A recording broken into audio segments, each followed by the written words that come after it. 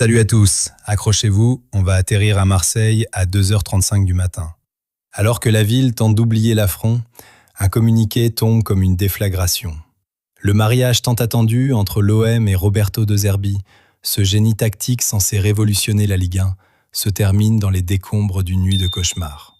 5 buts encaissés face au rival parisien, une élimination européenne qui laisse un vide immense. Ce n'est pas juste un changement d'entraîneur, c'est l'effondrement d'une idéologie. Comment en est-on arrivé là?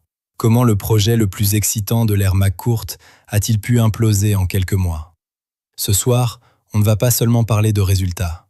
On va parler de dogme, de trahison tactique et d'un football qui dévore ses propres enfants, de Marseille jusqu'à Barcelone, en passant par le calvaire de Paul Pogba.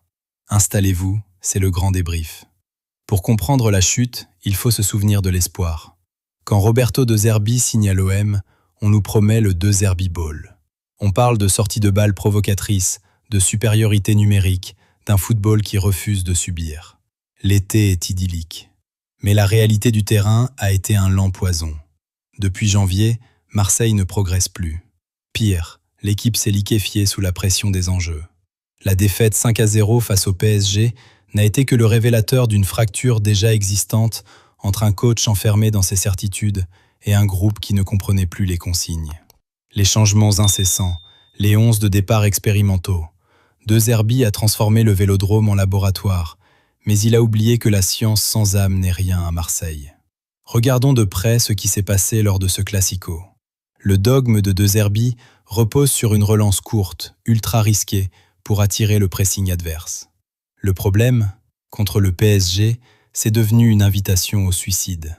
Le bloc parisien a coupé les lignes de passe vers le milieu, isolant les créateurs. Tactiquement, l'Italien a refusé d'ajuster son bloc bas lors des transitions négatives. Chaque perte de balle devenait une autoroute pour les attaquants parisiens.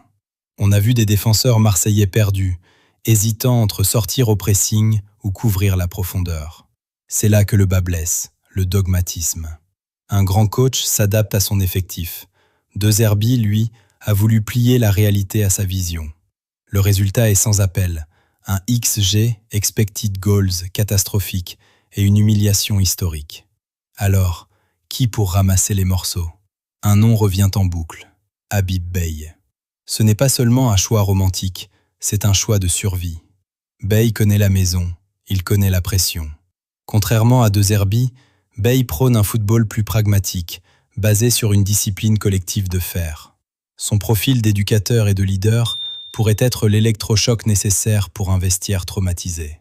Mais est-ce suffisant? Passer de Rennes ou du Red Star au volcan marseillais en pleine crise, c'est un saut dans l'inconnu. La direction Longoria joue sa dernière carte. Si Beye échoue, c'est tout l'étage administratif qui sautera avec lui. Pendant que Marseille brûle, d'autres drames se jouent en silence. Le cas Paul Pogba à Monaco est déchirant.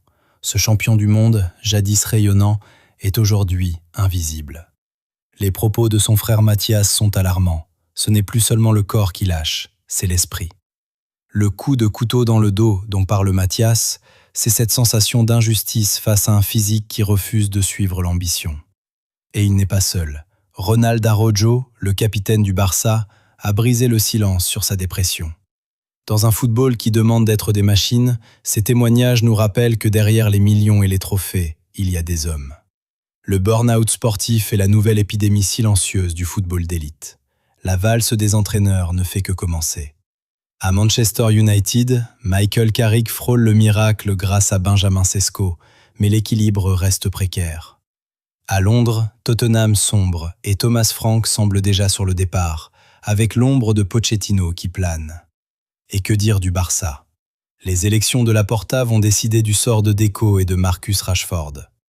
Le football européen est dans une phase de transition brutale. Les modèles de gestion all-in montrent leurs limites. On cherche la stabilité, mais on ne récolte que du chaos.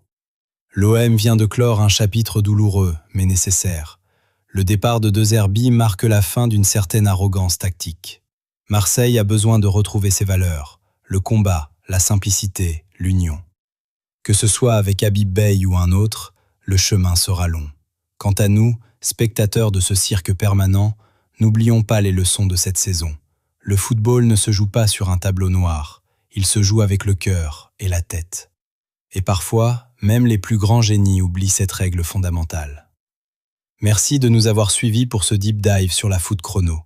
N'oubliez pas de vous abonner, de liker et de nous dire en commentaire qui est le coupable, le coach, les joueurs ou le système. On se retrouve très vite.